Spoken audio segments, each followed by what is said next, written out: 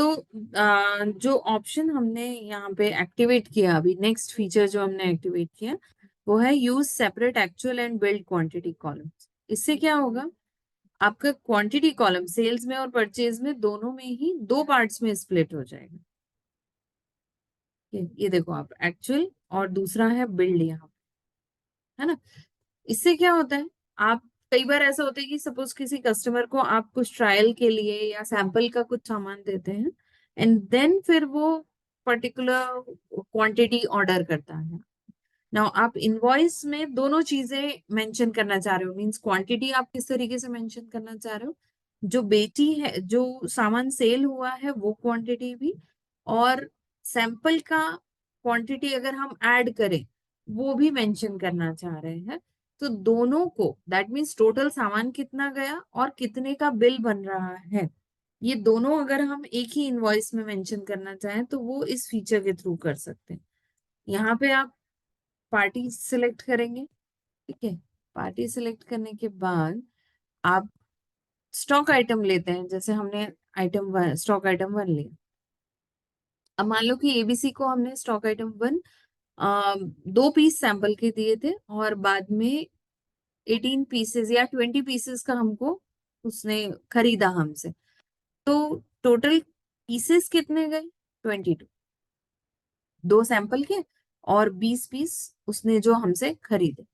But सामान actually billing कितने की होगी, तो सैंपल वाले की बिलिंग तो होगी नहीं, तो बिल्ड में आप क्वांटिटी क्या कर दोगे, 20। ठीक है। तो एक्चुअल में जो आप एक्चुअल वाली क्वांटिटी जो होती है वो सैंपल प्लस ऑर्डर्ड गुड्स मान सकते हैं। ठीक है? और प्रिसाइसली अगर बोले तो एक्चुअल में जो क्वांटिटी होती है it affects the stock balances.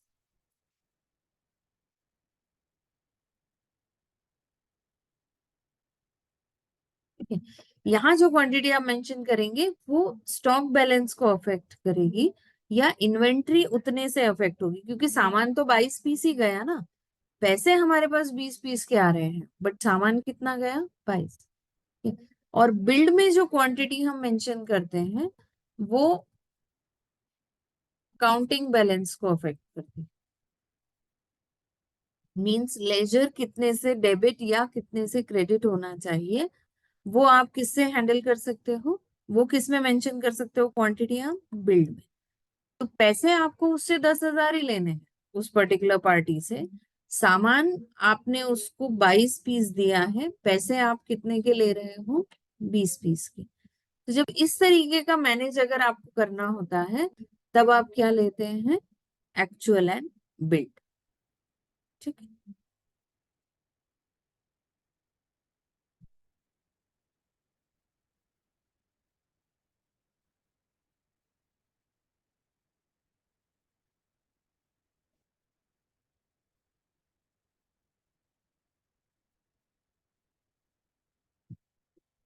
इसके बाद फिर एक और आपने कई बार देखा होगा कि आप एक सामान खरीदते हैं तो उसके साथ कभी कभी कुछ पर्टिकुलर चीजें फ्री आती हैं।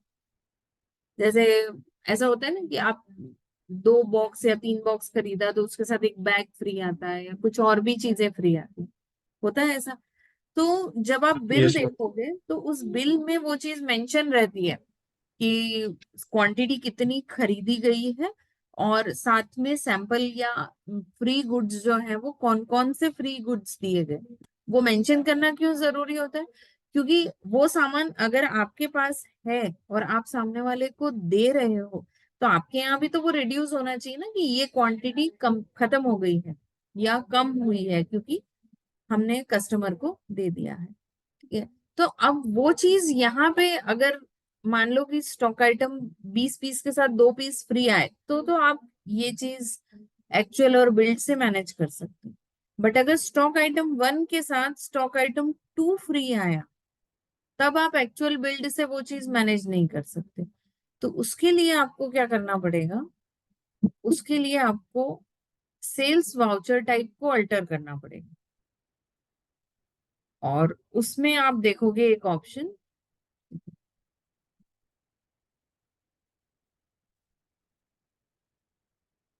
इसमें आप अगर एक ऑप्शन नोटिस करें,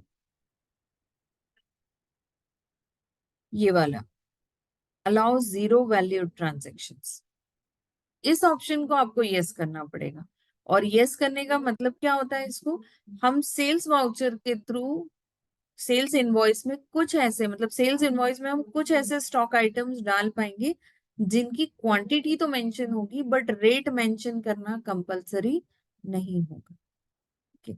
हम अभी भी ट्राई कर सकते थे कि हम स्टॉक आइटम 2 लेते, उसकी क्वांटिटी मेंशन करते, रेट 0 कर देते, बट बाद में जब आप उस वाउचर को प्रिंट करोगे या दोबारा से खोल के देखते, तो वो स्टॉक आइटम 2 उसमें से हट चुका होता, क्योंकि टैली बाय डिफॉल्ट किसी भी ऐसे इनवॉइस को सेव नहीं करने देता जिसमें किसी भी एलिमेंट की वैल्यू क्या हो, 0। ठीक है, तो आप वहां पे इस तरीके से ये काम नहीं कर सकते थे कि क्वांटिटी डाली और रेट 0 कर दिया। आपको स्पेशली बताना पड़ेगा कि सेल्स वाउचर में हम जीरो वैल्यू ट्रांजेक्शन्स डालना चाह रहे हैं, तो इसको आप ऑप्शन को यस कीजिए। अब जब आप सेल्स वाउचर पोस्ट करेंगे, अच्छा हम एक्चुअल और बिल्ड को नो कर देते हैं ताकि वो 2 बार हमको नहीं डालना पड़े, वो हमने देख लिया है। अब हम जाते हैं वाउचर्स, सेल्स ऑलरेडी है हमारे पास। सपोज हमने कैश ट्रांजेक्शन किया है, किसको किया है अभी, मदन को देते थे, कैश ट्रांजेक्शन किया है, स्टॉक आइटम 1, 10 पीसेस सपोज हम सेल कर रहे हैं, और स्टॉक आइटम 2 उसके साथ, नहीं स्टॉक आइटम 2 नहीं दे पाएंगे, स्टॉक आइटम 2 डजन में है, या स्टॉक आइटम 2 सेल करते हैं, ये 1 डजन सेल किया हमने, और स्टॉक आइटम 1 हम इसके साथ 1 पीस फ्री दे रहे हैं, तो यहाँ आप रेट 0 कर दो। ठीक है, इसका प्रिंट आप देख सकते हो कि ये प्रिंट कैसे होगा, तो आपको क्लियर हो जाएगा। देखो आप यहाँ पे stock item 2, stock item 1, quantity यहाँ पे 1 पीस है, रेट उसका नहीं आ रहा। ठीक है, पर अगर यही चीज आपने जीरो वैल्यू ट्रांजेक्शन को एक्टिवेट किए बिना करी होती, तो ये स्टॉक आइटम प्रिंटिंग में आता ही नहीं, स्टॉक आइटम 1, क्योंकि टेली जीरो क्वांटिटी वाले को रेट के साथ,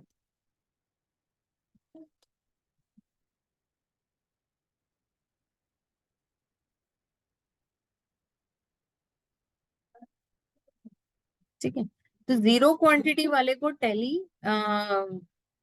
मैनेज ही नहीं करता है, उसके अंदर इनवॉइस के अंदर कोई भी, चाहे इनवॉइस हो चाहे लेजर हो, वो ऑटोमेटिकली उसको रिमूव कर देगा इनवॉइस।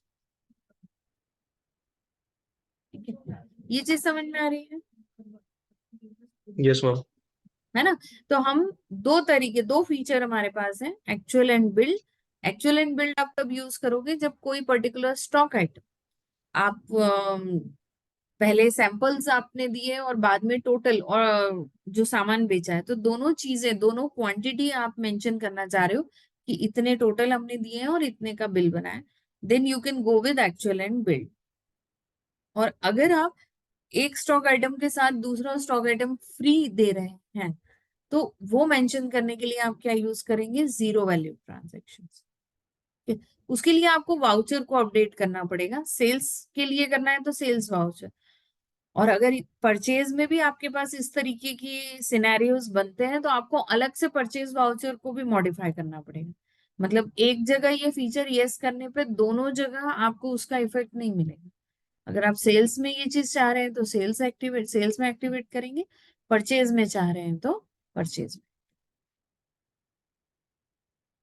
ठीक है, देन फिर नेक्स्ट फीचर आपके पास आता है। नेक्स्ट फीचर समझने के पहले अगर मैं आपको एक टर्म बताऊं, गोडाउन, तो गोडाउन से आप क्या समझते हैं, गोडाउन क्या होता है, जिसको हिंदी मैम में जहाँ गोदाम बोलते इन्वेंट्री रखते हैं, स्टॉक रखते हैं। हैं। हाँ, मतलब जहां पे यस मैम। एक होता है कि आपका जो सेलिंग पॉइंट है वहां पे कुछ स्टॉक रखा रहेगा, है ना, और बाकी चीजें आप अगर गोदाम में रखते हैं, गोडाउन में, क्योंकि पूरा का पूरा सामान तो आप एक जगह रख नहीं सकते, तो स्टोरेज लोकेशंस जो होती हैं उनको आप गोडाउन बोलते हैं, राइट। अब अगर टेली में आप ये चाह रहे हो कि हम ओवरऑल अभी तक क्या कर रहे हैं, सिर्फ हम स्टॉक आइटम बना रहे हैं और हम बोल रहे हैं कि इतना इतनी क्वांटिटी में ये सामान है, सेल हुआ, परचेज हुआ, एवरीथिंग, ठीक है। बट अगर आपके पास गोदाम है और आप इंडिविजुअली भी स्टॉक देखना चाह रहे हो कि किस गोदाम में कितना माल पड़ा हुआ है, कौन से सामान का कितना क्वांटिटी पड़ा हुआ है, और मेन लोकेशन पे कितना है, गोदाम पे कितना है, ये पूरा अगर आप मैनेज करना चाह रहे हो तो आपको गोडाउन्स फीचर को यूज करना पड़ता है। जैसे ही आप गोडाउन फीचर यूज करते हैं तो Tally automatically main location create कर देता है,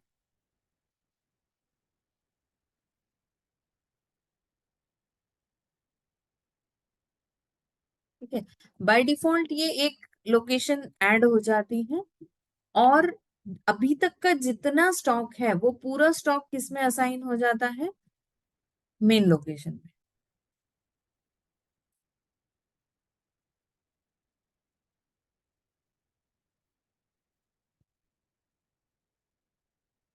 ठीक है। इसके अलावा फिर आप बाद में जैसे ही गोडाउन्स क्रिएट करते हो तो आप उन गोडाउन क्रिएट करते ही वाउचर पोस्टिंग के समय टैली एक नया फील्ड ऐड कर देगा गोडाउन नाम से। तो जब आप क्वांटिटी, किसी भी स्टॉक आइटम की क्वांटिटी मेंशन करोगे, क्वांटिटी मेंशन करने के ठीक पहले आपको बताना पड़ेगा कि ये सामान कौन से गोडाउन से सेल हो रहा है या कौन से गोडाउन पे परचेज हो रहा है। तो एक नया कॉलम ऐड हो जाएगा गोडाउन नाम से।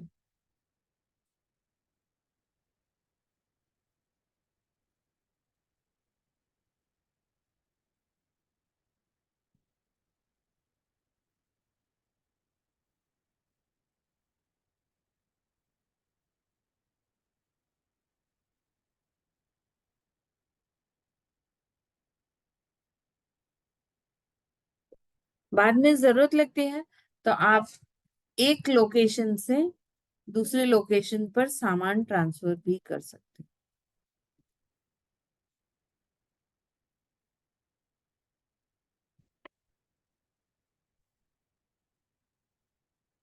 ठीक है, कॉन्सेप्ट समझ में आया, फिर इसको इम्प्लीमेंट करते हैं प्रैक्टिकली। Yes ma'am.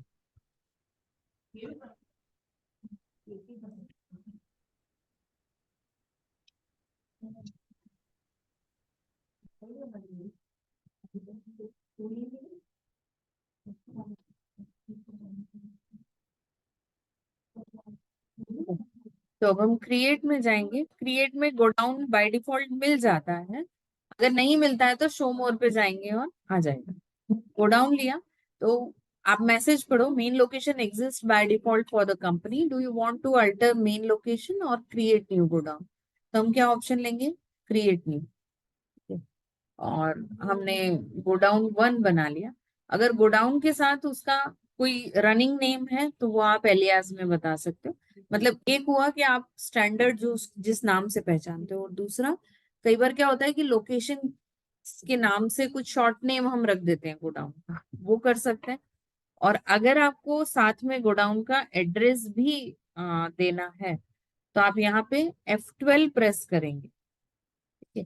मैंने क्या प्रेस किया, यहाँ से ये कॉर्नर में बॉटम राइट में F12 है, F12 आपने प्रेस किया और कॉन्फ़िगर में, ठीक है।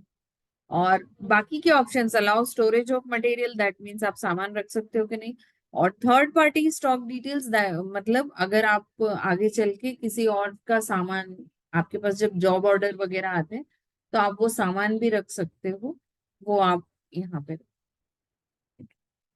तो अभी फिलहाल अगर आपको एड्रेस देना हो तो आप एड्रेस दे सकते हैं।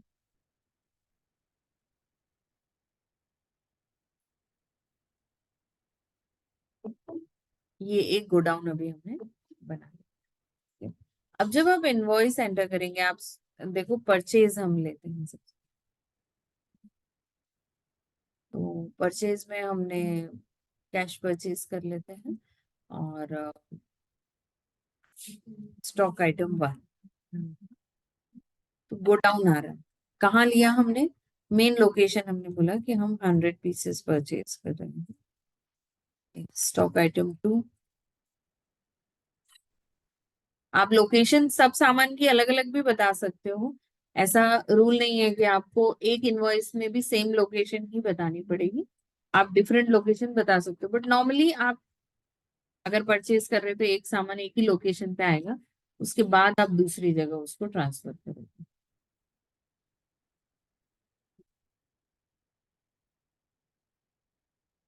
ठीक है, ये सारे सामान आपने परचेज कर लिए। अब स्टॉक में आप जाके देखो, तो स्टॉक समरी में तो सारी पीसेस आ ही रहे हैं। गोडाउन वाइज अगर आपको देखना हो तो आप डिस्प्ले रिपोर्ट्स में जाएंगे, इन्वेंट्री बुक्स में जाएंगे और गोडाउन्स में जाएंगे।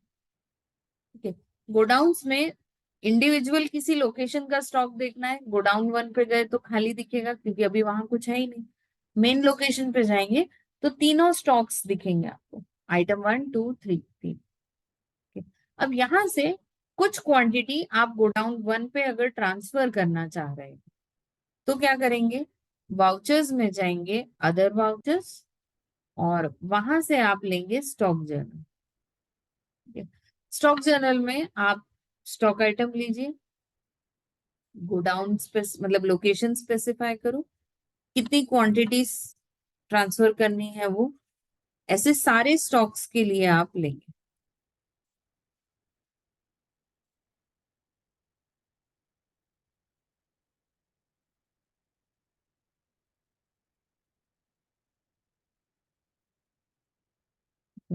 सेम यहाँ पे डिटेल आप लेंगे, गोडाउन 1, लेफ्ट हैंड साइड पे सोर्स में आप जो गोडाउन है, दैट मीन्स जहां से आप सामान भेज रहे हैं, और राइट हैंड साइड पे आप जहां रिसीव कर रहे हैं सामान, वो। ठीक है? इसका advance use job order processing में भी आता है, तो वो जब हम उस फीचर पे पहुंचेंगे तब पढ़ेंगे उसको।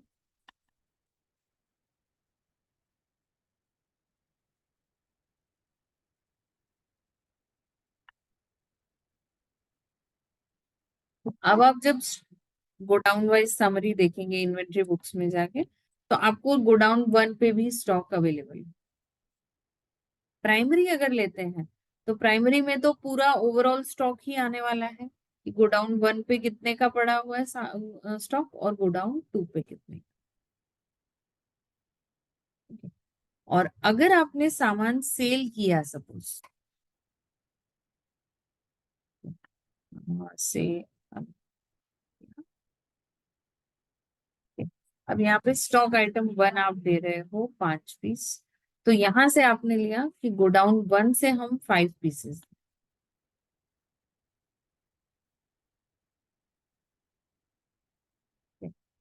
सेल कर दिया आपने। अब आप स्टॉक समरी देखेंगे तो स्टॉक समरी तो रिड्यूस हुआ 80 पीसेस, एंटर करके जब आप जाओगे तो डिटेल्स आपको यहाँ पे मिल जाएंगी कि आपने कौन से गोडाउन से उसको सेल किया है, या तो वाउचर में फर्दर डिटेल्स में जाए, उसके बजाय आप डिस्प्ले मोर रिपोर्ट्स में, इन्वेंट्री बुक्स में, गोडाउन्स में जाके और उसकी डिटेल्स।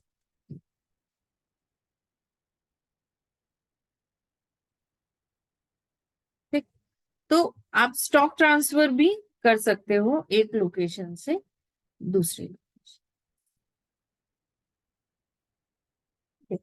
तो इनवॉइस आप बना रहे हैं, इनवॉइस बनाने के बाद आप स्टॉक आइटम का ओपनिंग बैलेंस डाल रहे हैं, सॉरी, स्टॉक आइटम बना रहे हैं, ओपनिंग बैलेंस डाल रहे हैं, इनवॉइस डाल रहे हैं, ट्रेड डिस्काउंट मेंशन कर रहे हैं, देन एक्चुअल और बिल्ड क्वांटिटी सेपरेट स्पेसिफाई कर रहे हो, ऑफर गुड्स अगर डालने हैं तो वो ले रहे हैं, लोकेशन आप बना रहे हो, अलग अलग लोकेशंस पे अलग अलग स्टॉक आप मेंशन कर रहे हो।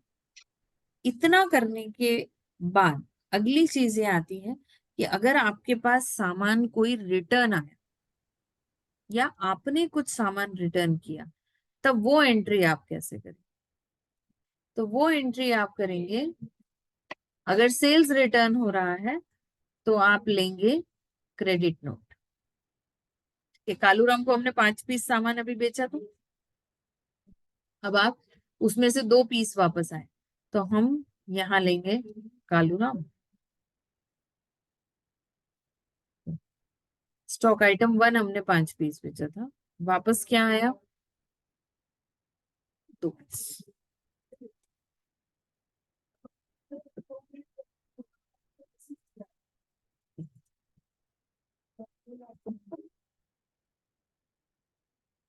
बाद में जब आप उससे अमाउंट रिसीव करोगे तो इतना अमाउंट ऑलरेडी उसके खाते में क्रेडिट हो गया। तो बचा हुआ जो पैसा था, मतलब उतना बैलेंस अभी हुआ है, तो जो बचा हुआ पैसा है वो आप उससे रिसीव कर लो। सेल्स रिटर्न के लिए आप लेंगे क्रेडिट नोट,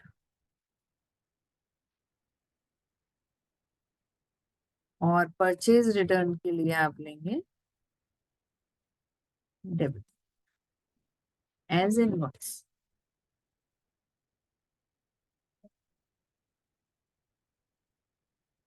ठीक है, ये चीज समझ में आई, रिटर्न की एंट्री। Yes. Yes, ma'am. अब सेल्स रिटर्न जब होगा तो स्टॉक आपके पास बढ़ जाएगा वापस से। अभी अगर हम जाके देखें ना, रिटर्न एंट्री डाल दी हमने और स्टॉक समरी तो 82 पीसेस, बट मान लो कि वो 82 पीसेस जो जो 2 पीस वापस आया उसमें से एक पीस टोटल खराब था, मतलब जो बिक नहीं सकता है वापस से। ठीक है, और ऐसा कब पता चला हमको? जब हमने एक्चुअली सारा सामान वेरीफाई किया जो हमारे पास गोडाउन में रखा हुआ है, मेन लोकेशन पे और गोडाउन 1 पे जो स्टॉक रखा हुआ है वो वेरीफाई किया, तो हमको उसमें क्या मिला कि स्टॉक आइटम 1 का एक पीस खराब है, तो टोटल 81 पीस बिकने की कंडीशन है। स्टॉक आइटम 2 में 1 डजन सामान खराब हो गया, स्टॉक आइटम 3 में 5 डजन सामान खराब हो गया। तो अब इसको कैसे अपडेट करें? कोई वाउचर नहीं डाल सकते इसके लिए तो हम, क्योंकि ये तो कैलकुलेट होके आ रहा है total purchase minus total sale, तो स्टॉक समरी बन रही है। तो जब आपको एक्चुअली एक्सप्लिसिटली स्टॉक बैलेंस को मॉडिफाई करना होता है, तब आप जाते हैं फिजिकल स्टॉक रजिस्टर वाउचर में। ये फिजिकल स्टॉक, ठीक है। फिजिकल स्टॉक में आप इंडिविजुअल स्टॉक आइटम्स के जो बैलेंस डालेंगे, ठीक है। अभी गोडाउन क्रिएटेड था तो वो गोडाउन में हमको बता रहा है, हमने एक पीस अपडेट कर दिया कि ये है, और मेन लोकेशन की यूनिट्स वैसे की वैसे बता दी। ठीक है, स्टॉक आइटम 2 में गोडाउन 1 का स्टॉक हम अपडेट करते हैं कि इसमें 1 डजन सामान सेलेबल नहीं है, और स्टॉक आइटम 3 में गोडाउन 1 का हम 10 डजन सामान सेलेबल। अब आप जाके स्टॉक समरी देखिए।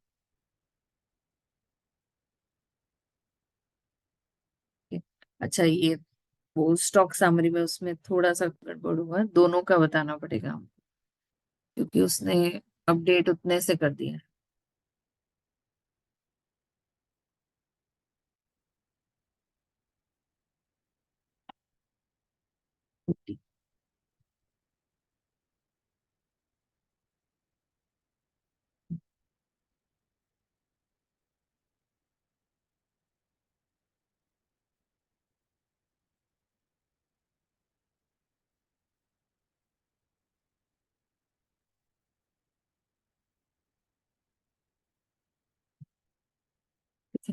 क्वांटिटी हमने गलत बता दी थी उसको, तो ये अपडेट हो गया। वो 10 डजन था, 10 से 9 हो गया, और यहाँ स्टॉक आइटम 3।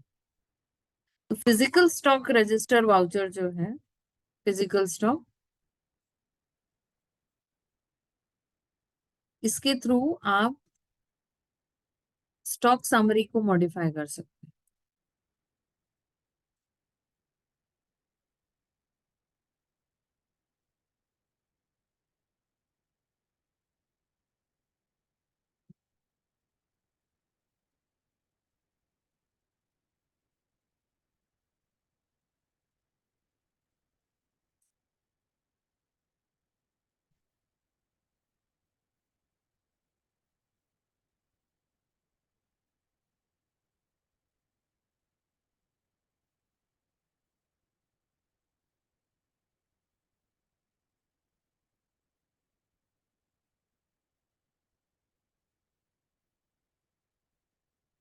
है।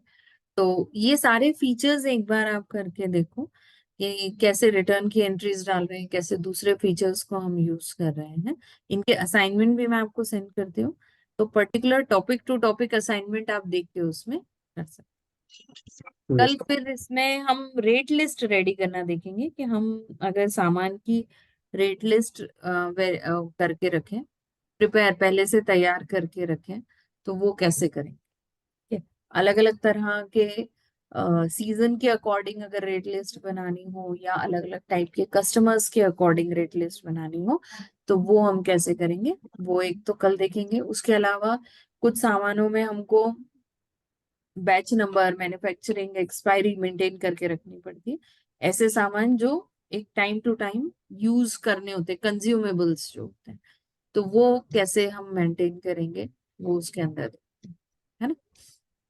यस ये मैम। देखेंगे। उसके अलावा परचेज अगर आप करते हो और परचेज में कोई एडिशनली आपको कुछ पैसा अगर देना पड़ जाता है, पेनल्टी लग जाती है या कुछ भी होता है, तो इनपुट कॉस्ट में उसको कैसे जोड़ेंगे, track additional cost of purchase बोलते हैं उसको। तो वो फीचर भी ऐड करना है। तो ये तीनों चीजें फिर हम कल के लेक्चर, है ना। Yes ma'am. अभी मैं सेंड करती हूँ आपको असाइनमेंट, ट्राई करो, कुछ डाउट आया तो अपन करते हैं फिर उसको। Yes ma'am. Okay. Okay ma'am, thank you. Bye. Okay bye.